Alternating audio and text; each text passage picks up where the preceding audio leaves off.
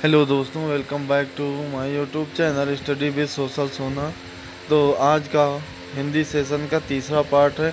UPSI UPP सुनने में आया है कि भर्तियां बहुत जल्द ही आने वाली हैं, फॉर्म फिलअप होने लगेगा। आप लोग तैयारी करते रहिए। तो चलते हैं आगे। ठीक है, चलते हैं आगे। थोड़ा सा दोहरा लेते हैं इस सेशन को।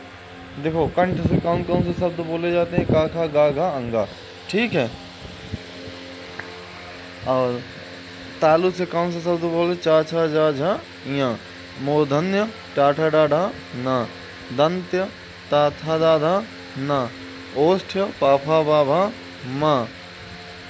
और वत्सल्य सा रा ल। तालव्य सा और या। और ये दंत ओष्ठ्य वा है। मूर्धन्य है शा, वो सा वाला सीटी वाला सा नहीं, षा वाला। और स्वर यंत्रीय है हाँ। उच्छिष्ट व्यंजन है ढा और ढा। ठीक है। आगत स्वर की संख्या कितनी होती है? 2। संयुक्त स्वर होते हैं 4। का वर्ग की ध्वनि क्या होती है? का खा गा घा अंगा। चा वर्ग की ध्वनि चा छा जा झा या। टा वर्ग की ध्वनि टा ठा डा डा अणा। ता वर्ग की ध्वनि ता था दा धा ना। पा वर्ग की ध्वनि पा पा पा पा ना। अंतस्थ व्यंजन यादा लावा अन अर्ध स्वर किसे कहते हैं? या और वा को। लुंठित किसे कहते हैं? रा को। प्रकंपित किसे कहते हैं? ला को। ऊष्मीय संघर्षी व्यंजन क्या है? सा सा साहा। उच्छिप्त व्यंजन क्या है? उच्छिप्त व्यंजन ढा और ढा है। अघोष व्यंजन क्या है? तो अघोष व्यंजन है अघोष व्यंजन। देखो भैया, वह प्रत्येक वर्ण के प्रथम और द्वितीय तथा फा सा और सा, तीनों सा अघोष व्यंजन कहलाते हैं। प्रथम और द्वितीय वर्ण वर्ग के 1 और 2 ट्रिक अगर कहा जाए, ये इसके बारे में अगर ट्रिक कहा जाए, 1 और 2 वर्ग के व्यंजन ठीक और सा और फा को कहा जाता है अघोष व्यंजन।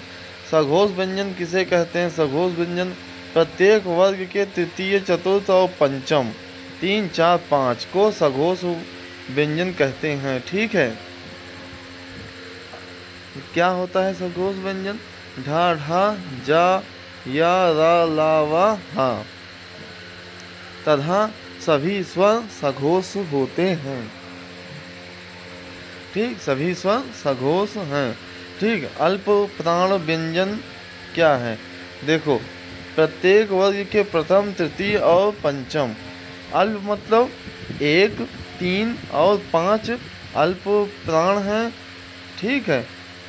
तथा अंतस्थ वर्ण। अंतस्थ में क्या आता है? या रा ला और वा। या रा ला वा। ठीक है। और महाप्राण दूसरा और चौथा वर्ण तथा ऊष्म व्यंजन महाप्राण में आते हैं। दूसरा और ठीक है, दूसरा और चौथा वर्ण आता है, तो इसमें ऊष्म व्यंजन वर्ण कहलाते हैं। ठीक। आगे बढ़ते हैं। नासिक के व्यंजन क्या होते हैं? अंगा इया ना ना मा। अंगा इया ना अड़ा मा। अंगा इया ना अड़ा मा। नासिक के व्यंजन होते हैं अंगा इया ना अड़ा मा। कंठ व्यंजन क्या होते हैं? का खा कंठ भैया कंठ व्यंजन होते हैं का खा गा घा अंगा। तालव्य व्यंजन क्या होते हैं? चा छा जा झा इया शा और या। ठीक। मूर्धन्य व्यंजन क्या होते हैं? टा ठा डा ढा अणा और ढा और सा मूर्धन्य। ठीक है। दंत व्यंजन क्या होते हैं? ता था दा धा ना। ओष्ठ व्यंजन क्या होते हैं? पा फा बा भा मा। दंतोष्ठ व्यंजन क्या होते हैं? वा। स्वर यंत्रीय व्यंजन है हा। ठीक। आगे बढ़ते हैं। देखो, हिंदी में एक बार छोटा छोटा रिवीजन कर लिया जाए। हिंदी में वर्ण की संख्या कितनी होती है? तो हिंदी में वर्ण होते हैं भैया 52। ठीक, इसको थोड़ा मोटा कर ले तो और मजा आएगा। आज आज किस कलर में पढ़ोगे? तो आज ले लेते हैं ये वाला चलेगा, रेड डार्क।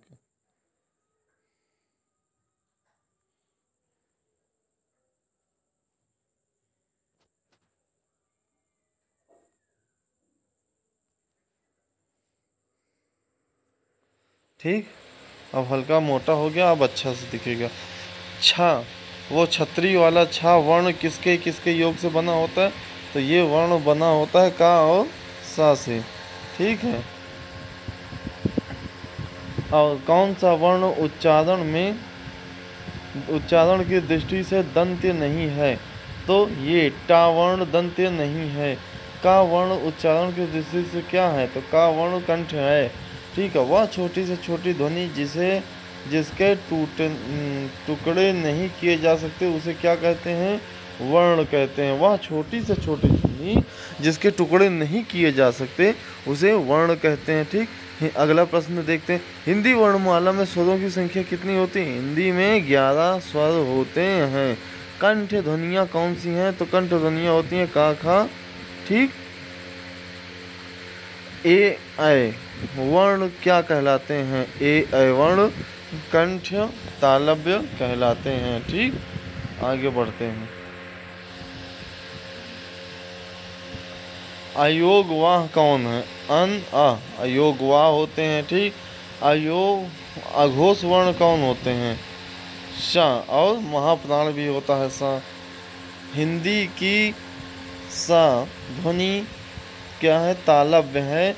तो अघोष भी है और महाप्राण है। याद अलावा किस प्रकार का व्यंजन है? अंतस्थ व्यंजन। ठीक, अभी अभी आपने ये कंप्लीट कर लिया है। ठीक है, अब चलते हैं आगे।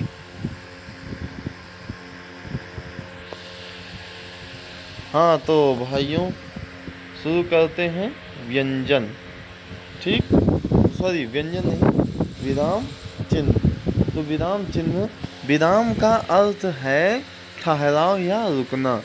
जिस तरह हम काम करते समय बीच बीच में रुकते हैं और आगे बढ़ते हैं, वैसे ही लेखन में भी विराम की आवश्यकता होती है।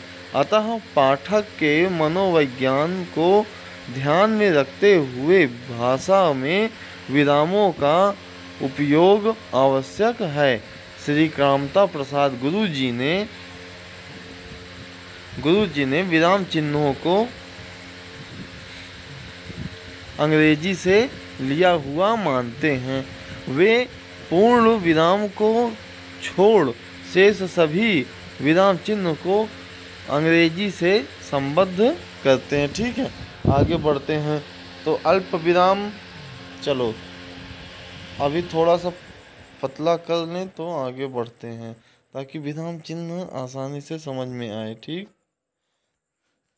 अल्प विराम देखो, कामता प्रसाद गुरु जी ने 20 विराम चिन्ह बताए हैं। ठीक है, कौन कौन से? पहला देखो, पहला क्या है? पहला है अल्प विराम। ठीक, अल्प विराम कैसे लगता है? हल्का से ऐसे। ठीक है, कॉमा जैसे। अर्ध विराम कैसा होता है? दूसरा क्या है? अर्ध विराम। तो अर्ध विराम होता है हल्का सा कामा, उसके ऊपर बिंदी। ठीक, पूर्ण विराम क्या होता है? पूर्ण विराम एक लाइन ऐसे थोड़ी लंबी। अब चौथा होता है प्रश्नवाचक चिन्ह। ठीक, तो प्रश्नवाचक चिन्ह कैसा होता है? यूं, इस तरह का। ठीक, आगे बढ़ते हैं। ठीक है, आगे चलो बढ़ते हैं। हाँ, आश्चर्य चिन्ह या विस्मयादि बोधक चिन्ह। विस्मयादि चिन्ह ऐसे लाइन खींच के नीचे बिंदी। ठीक, आओ निर्देशक चिन्ह क्या होता है? निर्देशक चिन्ह डैश, इस तरह। ठीक है, डैश। संयोजक चिन्ह या समासिक चिन्ह भी इसे कहा जाता है। ठीक है। अच्छा, कोष्ठक सातवां क्या है? कोष्ठक। ठीक, सातवां कोष्ठक में आता है।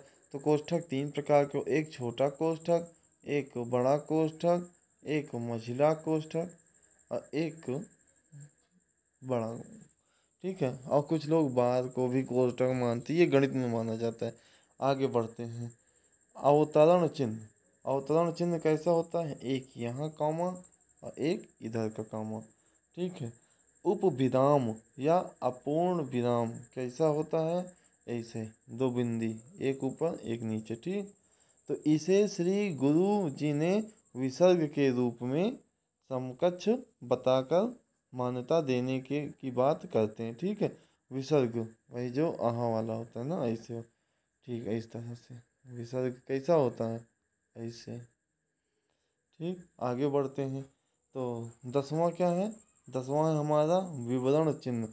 विवरण चिन्ह ऐसा होता है यूं। ठीक है। अब पुनरुक्ति सूचक चिन्ह, ये ऐसे ऐसे इसका प्रयोग किया जाता है। जैसे जो शब्द मान लो ऊपर लिखे हो किसी लाइन में, उसी शब्द को नीचे अगर लिखना है तो ऐसे डैश कर देते हो ना, तो उसके लिए लाघव चिन्ह, जैसे डॉक्टर लिखते हो इस तरह से, तो यहाँ से छोटा सा लगाते उसे कहते हैं लाघव चिन्ह। ठीक, आगे बढ़ते हैं। आगे बढ़ते हैं तो भैया अब लोप चिन्ह आता है हमारा। लोप मतलब कोई शब्द बोल दो, उसके बाद बीच में खाली स्थान भर देते हो ना, तो कैसे हो जाता है? Dot dot dot dot dot dot dot dot dot, इस तरह का होता है लोप चिन्ह।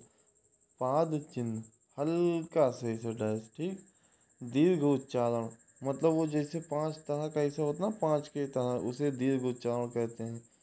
पाद बिंदु। पाद बिंदु होता है भाग के तरह। ठीक, हंस पद, एक हंस पद ऐसे होता है। ठीक है।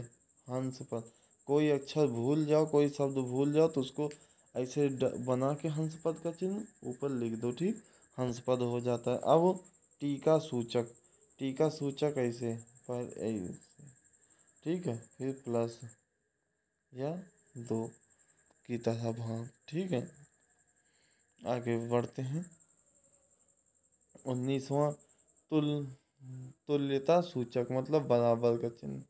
ठीक, समाप्ति सूचक। समाप्ति सूचक ऐसा होता है, ऐसे आप लोगों ने देखा होगा इसे खींचा हुआ। ठीक, अब थोड़ा सा अनुप्रेक्ष्य कर लेते हैं।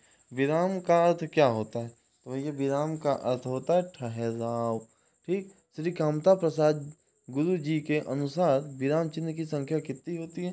तो विराम चिन्ह की संख्या 20 होती है। ठीक है। अल्प विराम का चिन्ह कैसा होता है? अल्प विराम का चिन्ह कॉमा जैसा होता है। अर्ध विराम का चिन्ह कैसा होता है? अर्ध विराम का चिन्ह ऐसे कॉमा ऊपर बिंदी होती है। हंस पद किस विराम का एक और नाम है? तो हंस पद त्रुटि, त्रुटि का विराम है। जब आपसे कोई गलती हो जाए, त्रुटि हो जाए, तब आप उसका प्रयोग करते हैं, त्रुटि विराम उसको बोलते हैं। ठीक है, त्रुटि विराम। ओके, आगे बढ़ते हैं। राम कहाँ जा रहा है? इस वाक्य में किस विराम चिन्ह का प्रयोग किया जाएगा? तो राम कहाँ जा रहा है, तो इस वाक्य में प्रश्न सूचक चिन्ह का प्रयोग किया जाएगा। ठीक, पूर्ण विराम का प्रयोग किया जाता है कहाँ? किया जाता है वाक्य के अंत में, इस तरह। हाँ, उसके बाद उप विराम चिन्ह कैसा होता है? ऐसे डा। ठीक, आगे बढ़ते हैं।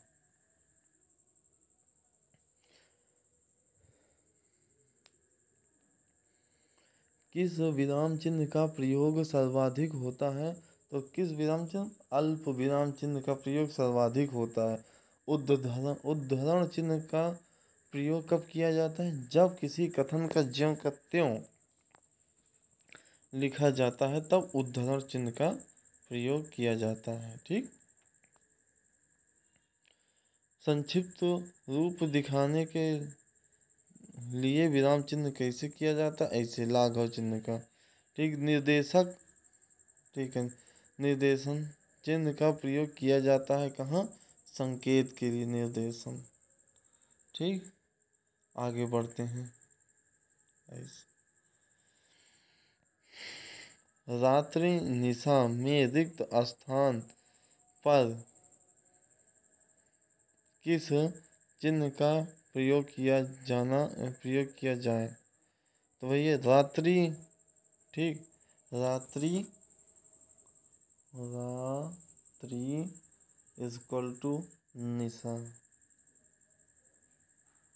ठीक है, ये दोनों सेम है इसलिए बराबर का प्रयोग किया जाता है। लोप निर्देश का प्रयोग कहाँ किया जाता है? जब पूर्व बात की पुनरुक्ति करनी हो। ठीक है, आगे बढ़ते हैं। तो चलो इसी में इसका टेस्ट भी हो जाए। ठीक, पहला क्वेश्चन हम लेते हैं। ये रहा पहला क्वेश्चन। हिंदी वर्णमाला में ऊष्म व्यंजन कौन है? हिंदी वर्णमाला में ऊष्म व्यंजन होता है सा सा सा हा, मतलब ऑप्शन ए सही है। ठीक, ऑप्शन ए। अब चलो दूसरे में, हिंदी के किन वर्णों का उच्चारण करते समय केवल श्वास का प्रयोग किया जाए, उन वर्णों को क्या कहते हैं? उन वर्णों को अघोष कहते हैं, सघोष कहते हैं, अल्प प्राण, महाप्राण। तो उन वर्णों को अघोष कहते हैं। आपका उत्तर ए सही है। ठीक है, आगे बढ़ते हैं। या लावा व्यंजनों को कहते हैं, क्या कहते हैं? अंतस्थ व्यंजन। ठीक, आगे बढ़ते हैं। निम्नलिखित में ओष्ठ ध्वनि है, तो कौन सी ओष्ठ ध्वनि है? निम्नलिखित में भैया ला नहीं है, रा नहीं है, सा नहीं, फा ओष्ठ ध्वनि है। ठीक है, वावेल को हिंदी में क्या कहते हैं? तो वावेल को हिंदी में स्वर कहते हैं। जिन शब्दों के अंत में आ आता है उन्हें क्या कहते हैं? उन्हें अकारांत कहते हैं। जिन शब्दों के अंत में आ आता है उन्हें अकारांत कहते हैं। ठीक, आगे बढ़ते हैं 7वें क्वेश्चन की तरफ। देखो, कौन स्वर नहीं है? तो कौन सा स्वर नहीं है? ए है, उ है, ए, तो मतलब बा, बी स्वर नहीं है। ऑप्शन डी आपका सही होगा, बी स्वर नहीं है। निम्न लिखित में कौन सा वर्ण घोष है? घोष पूछे हैं। देखो, पान सघोष है,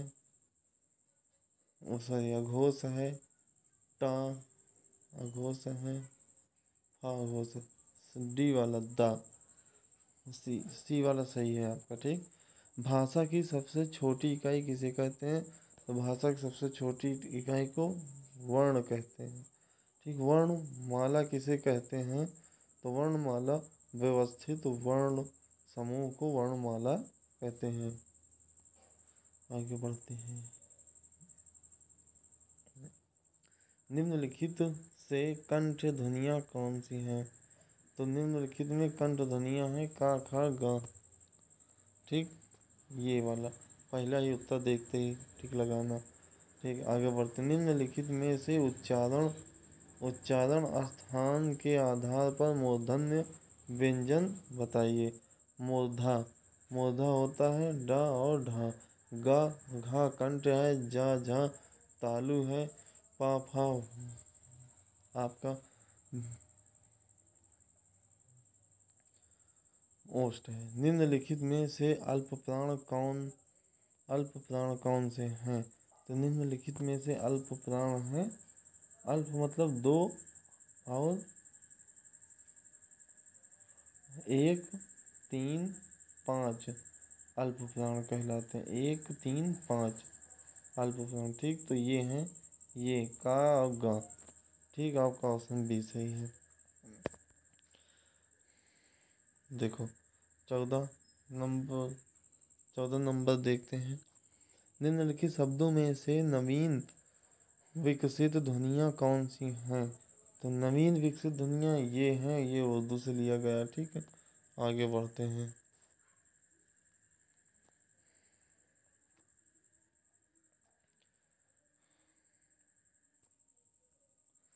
निम्नलिखित में से कौन सा घोष वर्ण है? तो निम्नलिखित में से घोष म है। निम्नलिखित में से एक वर्ण व्यंजन नहीं है। तो कौन सा व्यंजन नहीं है? आ, ये व्यंजन नहीं है, ये स्वर है। निम्नलिखित में से कौन सी ध्वनि ओष्ठ नहीं है? पा ओष्ठ है, बा ओष्ठ है, मा ओष्ठ है, ता दंत है, ये ओष्ठ नहीं। आगे बढ़ते हैं। हिंदी भाषा में मूलतः वर्णों की संख्या कितनी होती है? हिंदी भाषा में मूलतः वर्णों की संख्या 52 होती है। ठीक, आगे बढ़। निम्नलिखित में से नासिक व्यंजन कौन सा है? नासिक के जो नाक से बोला जाए, तो ये वाला नहीं है, ये भी नहीं है, ये भी नहीं है। कौन सा सही होगा? हमारा बी ऑप्शन सही है, इया। ठीक, ए वर्ण क्या कहलाते हैं? ए वर्ण कंठ तालव्य कहलाते हैं। ठीक, आगे। निम्नलिखित में से किसे हिंदी की मानक वर्णमाला में स्थान नहीं दिया गया है? तो श्री को, ये जो श्री है उसे वर्णमाला के मानक स्थान में नहीं दिया गया। आगे बढ़ते हैं। निम्नलिखित शब्दों में किस शब्द के द्वित व्यंजन है? किस शब्द के द्वित व्यंजन है? देखो, द्वित व्यंजन वे होते हैं जो एक बार प्रयोग किया जाता है, उसी को पुनः जल्दी से उसी के साथ प्रयोग किया, जैसे दिल्ली में, ये द्वित व्यंजन। सा हा कौन से व्यंजन कहलाते हैं? तो सा हा ऊष्म संघर्षीय व्यंजन कहलाते हैं। छ ध्वनि किस स्वर के अंतर्गत आती है? तो ये संयुक्त वर्ण में आती है। निम्न हिंदी शब्दकोश में छ का क्रम किस वर्ण के बाद आता है? छ का के बाद आता। ठीक, आगे बढ़ते हैं।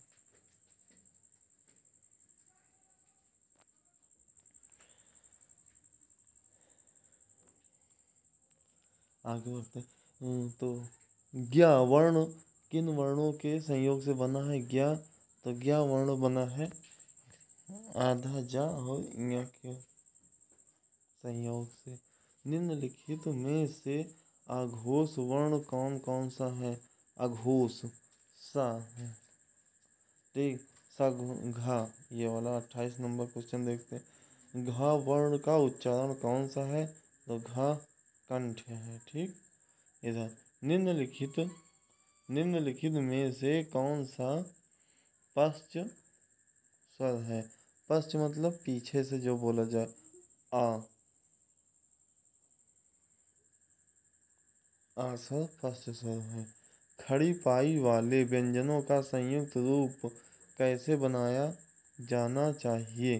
तो खड़ी पाई का संयुक्त रूप खड़ी पाई को हटाकर बनाया जाना चाहिए। ठीक है, देखो, विसर्ग से बना शब्द कौन सा होता है? कौन सा है? तो विसर्ग से बना शब्द निःस्पृह, ये वाला है। ठीक, आगे बढ़ते हैं।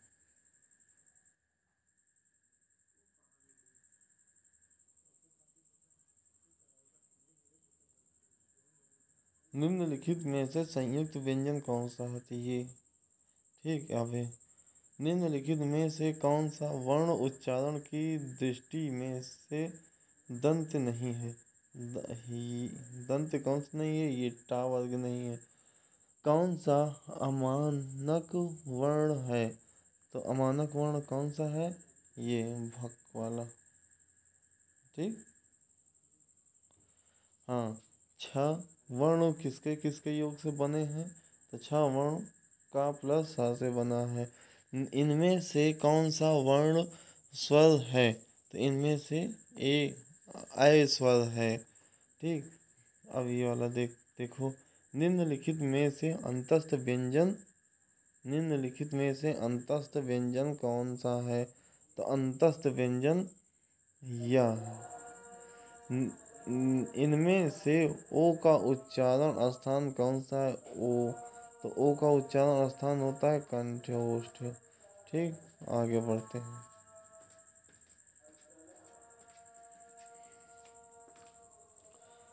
छ वर्ण किसके योग से बना है? तो छ वर्ण बना है ये इससे का और सा से। हिंदी वर्णमाला के स्वरों की कुल संख्या 11 है। ठीक, निम्नलिखित में से कौन सा स्वर नहीं है? तो स्वर कौन सा नहीं है? ये जा। ठीक है, निम्न लिखित में से कौन सा टा वर्ग का नहीं है? तो ये घा नहीं है। ठीक है, चा और छा, चा और छ वर्ण का उच्चारण स्थान कौन सा है? चा छा का उच्चारण स्थान तालु है। ठीक है, का खा का गा जा और फा ध्वनियाँ किसकी हैं? तो ये ध्वनियाँ अरबी फारसी की हैं। तालव्य व्यंजन हैं तालु वाले, तो ये चा छा जा और झा है। ठीक, कौन वर्ण घोष नहीं है? तो कौन सा वर्ण घोष नहीं है? ता वर्ण घोष नहीं है। आगे बढ़ते हैं।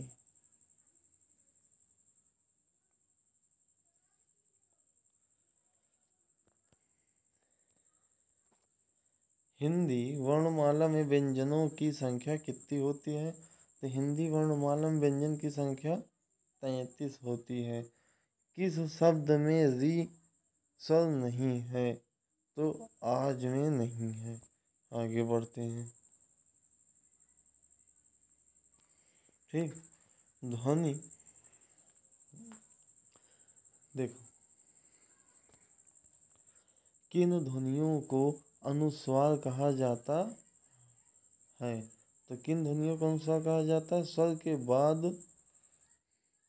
के बाद में आने वाली नासिक ध्वनियों को अनुस्वार कहा जाता है। स्वर के बाद में आने वाली नासिक ध्वनियाँ अनुस्वार कहलाती हैं। ठीक है, ओ औ किस प्रकार के वर्ण हैं? ओ औ, तो ये हैं कंठ्य ओष्ठ। ठीक, हिंदी वर्णमाला में वर्ण होते हैं, तो हिंदी वर्णमाला में वर्ण होते हैं 52। ठीक, स्वर ध्वनि कितने के प्रकार हैं? स्वर ध्वनि के प्रकार कितने होते हैं? तो स्वर ध्वनि 3 प्रकार की होती हैं। ठीक, ऑप्शन डी सही है।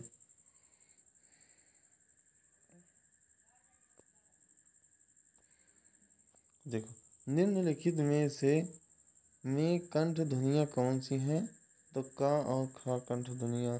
वर्णमाला किसे कहेंगे? तो वर्णमाला वर्णों के व्यवस्थित समूह को कहते हैं वर्णमाला। हिंदी की सा ध्वनि है, तो किस तरह की है? हिंदी की सा ध्वनि है तालव्य। कौन सा वर्ण ओष्ठ्य नहीं है? तो ओष्ठ्य कौन सा नहीं है? ये वर्ण कौन सा नहीं है? ओष्ठ्य आ। ठीक, आगे चलते हैं।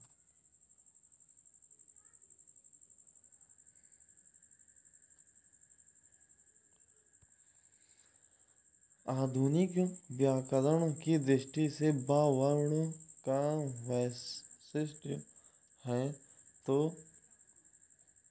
द्योष्ट्य स्पर्श अल्प प्राण घोष और निर्नुनासिक। ठीक, निम्न में अर्धस्वर कहलाता है। अर्धस्वर किसे कहते हैं? या को। महाप्राण ध्वनियाँ व्यंजन वर्ण में किससे संबंधित हैं? तो किससे संबंधित हैं? दूसरा और चौथा से। ठीक, अपने अगर ये महाप्राण और अल्प प्राण चेक करना हो, तो तुम अपने बाएं हाथ की दूसरी और चौथी उंगली को मोड़ दो, अपने आप समझ में आ जाएगा।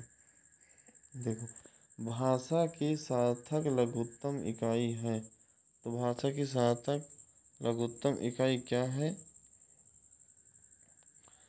ध्वनि। ठीक, भाषा की सार्थक लघुत्तम इकाई है ध्वनि। ये अल्प प्राण ध्वनियों का समूह है। चा, जा और ञ, ये वाला। वर्ण शब्द का अर्थ नहीं होता है, तो वर्ण शब्द का अर्थ नहीं होता है आकाश। कौन वर्ण घोष नहीं है, ता वर्ण। ठीक। किन किन ध्वनियों को अनुस्वार कहा जाता है? स्वर के बाद आने वाली नासिक ध्वनियों को अनुस्वार कहा जाता है। ठीक। आगे चलते हैं।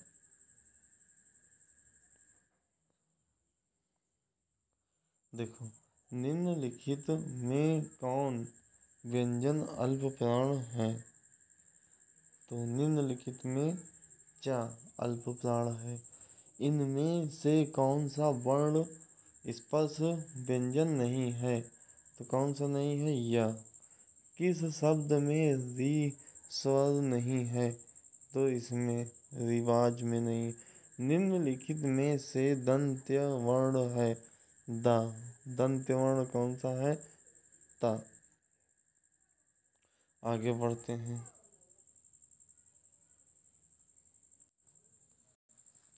घा का उच्चारण स्थान कौन सा है? तो घा का उच्चारण स्थान कंठ है। हिंदी शब्दकोश के अनुसार संतान, सकल, सचल, समक्ष शब्द का सही क्रम क्या होगा?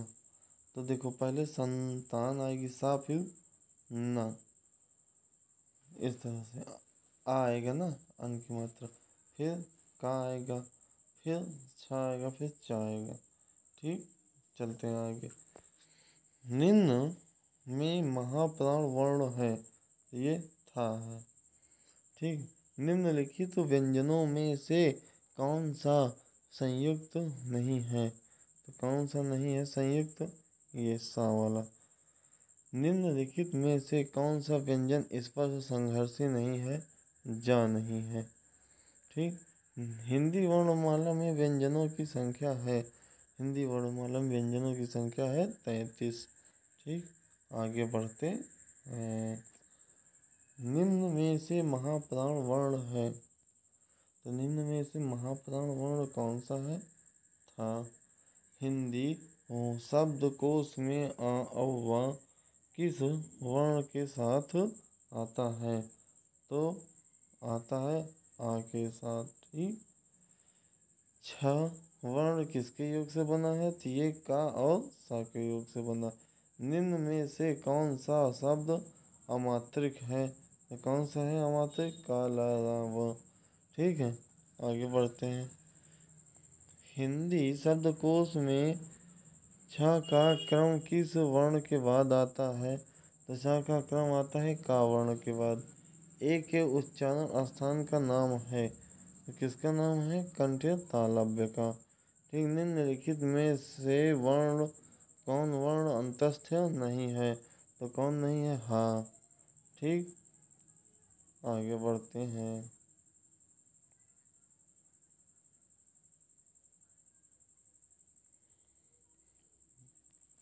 अयोगवाह कहा जाता है, तो अयोगवाह किसे कहा जाता है? विसर्ग को अयोगवाह कहा जाता है। टा वर्ण में किस प्रकार के व्यंजन हैं? तो टा वर्ण मूर्धन्य है। प्रत्यय के आधार पर ला किस प्रकार का व्यंजन है? तो पार्श्विक व्यंजन है। ठीक। अघोष वर्ण कौन सा है? तो अघोष वर्ण सा है। हिंदी की तालव्य ध्वनियाँ हैं तालु, ये चालू वाला मतलब चा। कौन सी ध्वनि अल्प प्राण है? तो ता अल्प प्राण है। ठीक। हिंदी की स्पर्श घोष महाप्राण दंत ध्वनियाँ हैं, तो कौन सी हैं? दंत ध्वनियाँ कौन सी हैं? ये था। ठीक, आगे बढ़ते हैं। हिंदी वर्णमाला में आ और अह का और अह क्या है? तो अयोग वाह है।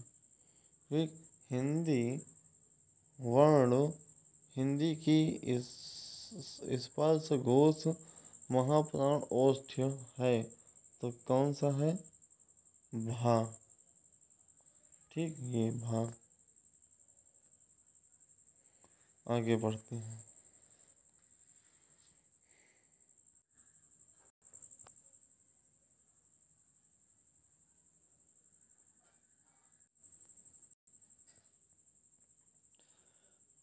तो किस किस वाक्य में विराम चिन्ह का उचित प्रयोग नहीं है? मनुष्य किसमें नहीं है? तो मनुष्य देखो साफ साफ दिख रहा है, सुनो सुनो वह गा रही है। ठीक, इसमें नहीं। निम्न देखो इसमें लिखा है, निम्न में से कौन विराम चिन्ह का प्रकार नहीं है? तो उपदेशक ये प्रकार नहीं है। ठीक, आगे बढ़ते हैं। जहाँ वाक्य की गति अंतिम रूप से ले विचार के तार टूट जाए, वहाँ किस प्रकार का प्रयोग किया जाता है? किस प्रकार की ध्वनि का प्रयोग किया जाता है? तो वहाँ पूर्ण विराम की ध्वनि का प्रयोग किया जाता है। विराम चिन्ह प्रयुक्त होता है तो संयोजक चिन्ह में। ठीक, विराम का अर्थ है ठहरना या रुकना। ठीक, आगे बढ़ते हैं। कामता प्रसाद कामता प्रसाद गुरु जी के अनुसार विराम चिन्ह को किस भाषा से लिया गया है? तो अंग्रेजी भाषा। आगे बढ़ते हैं।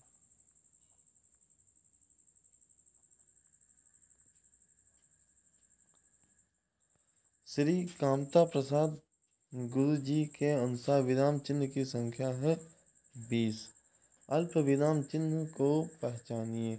अल्प विराम चिन्ह है ए, ऐसे कॉमा।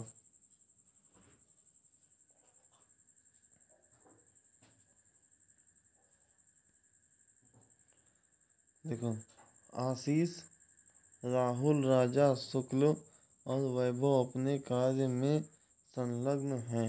इस वाक्य में उचित विराम चिन्ह है तो कौन सा है?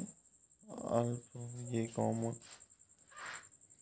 ठीक, कॉमा जहाँ एक ही व्याकरणिक कोटि के कई शब्द आए और उनके बीच में संयोजक न हो तो अल्प विराम होता है। आनंद घर आया, थोड़ी देर रुका और चला गया। इस वाक्य में उचित विराम क्या है? तो अल्प विराम ए। मैं कृष्ण के घर पहुंचा परंतु वहां नहीं मिला। इस वाक्य में कौन सा विराम चिन्ह है? तो इस वाक्य में सी विराम चिन्ह। ठीक, आगे बढ़ते हैं। समानाधिकरण शब्दों के मध्य में किस विराम चिन्ह का प्रयोग होता है? तो इसमें भी अल्प विराम कॉमा का प्रयोग होता है। ठीक, आगे बढ़ते हैं। देखो, वाक्य में जब एक ही प्रकार की कई संज्ञाएं आए तो उनके बीच किस प्रकार का विराम चिन्ह लगता है? तो उनके बीच में अल्प विराम चिन्ह लगता है। Option B. ठीक, आगे बढ़ते हैं।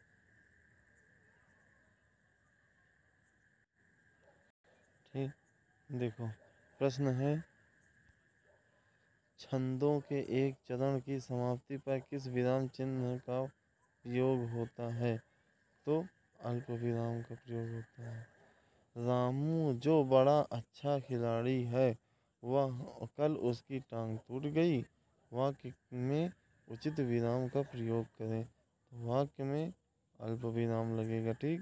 पूर्ण विराम का प्रयोग किया जाता है तो वाक्य के अंत में किया जाता है।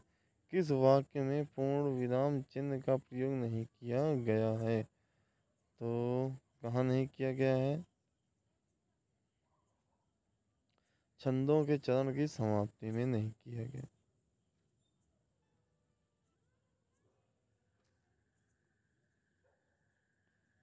ठीक। छंदों के चरण की समाप्ति पर नहीं किया गया। आगे बढ़ते हैं।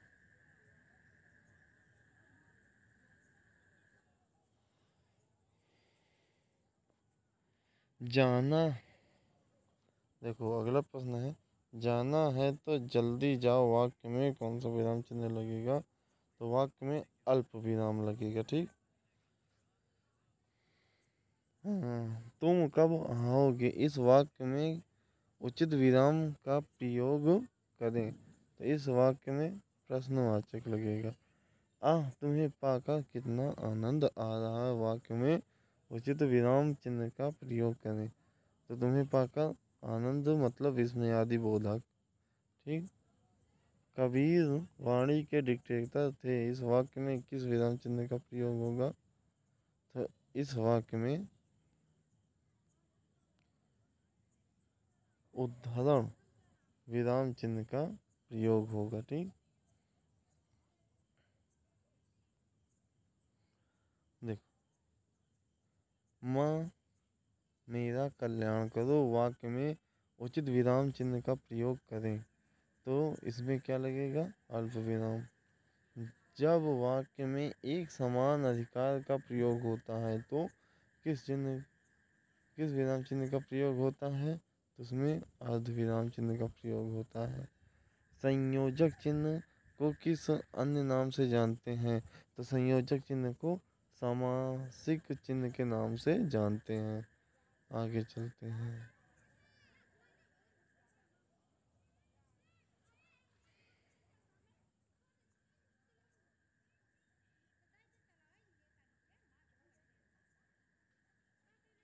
ठीक। चलो, मिश्र मिश्रित तथा संयुक्त वाक्यों में विरोध का भाव प्रकट करने के लिए किस विराम चिन्ह का प्रयोग किया जाता है? तो अर्ध विराम चिन्ह का प्रयोग किया जाता है। कारण वाचक क्रिया विशेषण में किस प्रकार का विराम चिन्ह है? तो अर्ध विराम चिन्ह है।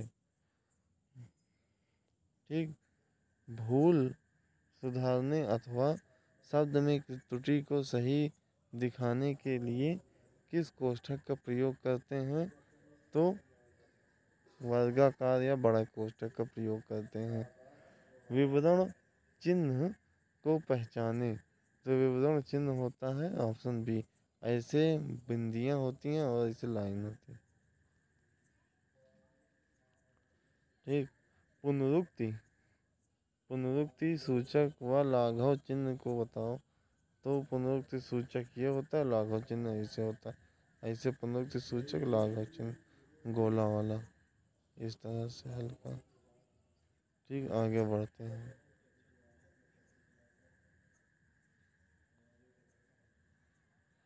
पाद चिन्ह श्री कामता प्रसाद गुरु जी ने किस नाम से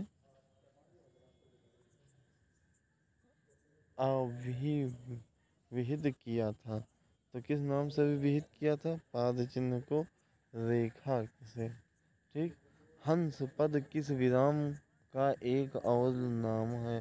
तो हंस पद पूर्ण विराम का एक और नाम है। तुल्यता सूचक चिन्ह को पहचाने। तो तुल्यता सूचक होता है बराबर का। ठीक। इसको और क्या क्या कहते हैं? देखो, इसको पाषाण भी कहते हैं, पत्थर भी कहते हैं, विद्रोजा भी कहते हैं, या इंद्र। मतलब ये सभी समान हैं। जैसे पाषाण, पत्थर, विरोजा, इंद्र, ये समान है ना, इस तरह। किसी बड़े अंश का संक्षिप्त रूप दर्शाने के लिए किस चिन्ह का प्रयोग किया जाता है? तो लाघव चिन्ह का संक्षेप सूचक चिन्ह है। सही विराम चिन्हों वाला वाक्य कौन है? तो सही विराम चिन्ह जैसे छी तुमने तो नाम ही डुबो दिया, इसमें प्रश्नवाचक है, ये गलत है। छी तुमने तो नाम ही डुबो दिया, तो छी के बाद लगना चाहिए विस्मयादि बोधक। और मतलब ऑप्शन सी सही है, छी तुमने नाम ही डुबो दिया। आगे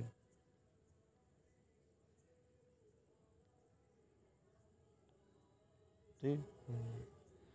पाद चिन्ह, पाद बिंदु चिन्ह का पहचान बताइए। तो पाद बिंदु चिन्ह होता है, एक ऐसे खींचा हो तो फिर ऐसे दो बिंदी, जैसे गणित में भाग का चिन्ह होता है। समाप्ति सूचक चिन्ह की पहचान करें। तो समाप्ति सूचक चिन्ह का पहचान होता है, देखो लाइन खींची रहेगी, फिर बीच में गोली, फिर लाइन, मतलब ऐसे डैश डैश। किस शब्द में ए स्वर नहीं है? किसमें नहीं है? इसमें नहीं है, सब में ए है। ठीक।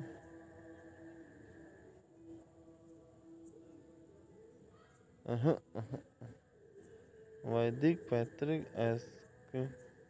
ठीक, जहाँ योजक चिन्ह का प्रयोग नहीं करते पहचानिए। दो संयुक्त क्रियाएं एक साथ प्रयोग होती हैं। रीति वाचक और परिमाणवाचक क्रिया विशेषण में प्रयुक्त अवयवों में नहीं। कर्मधारय समास के बने शब्दों में योजक चिन्ह का प्रयोग किया जाता है। ठीक, आगे बढ़ते हैं। देखो, किसी कठिन शब्द को स्पष्ट करने के लिए किस विराम चिन्ह का प्रयोग करते हैं? तो किसका करते हैं? कोष्ठक का। ठीक, आगे बढ़ते हैं।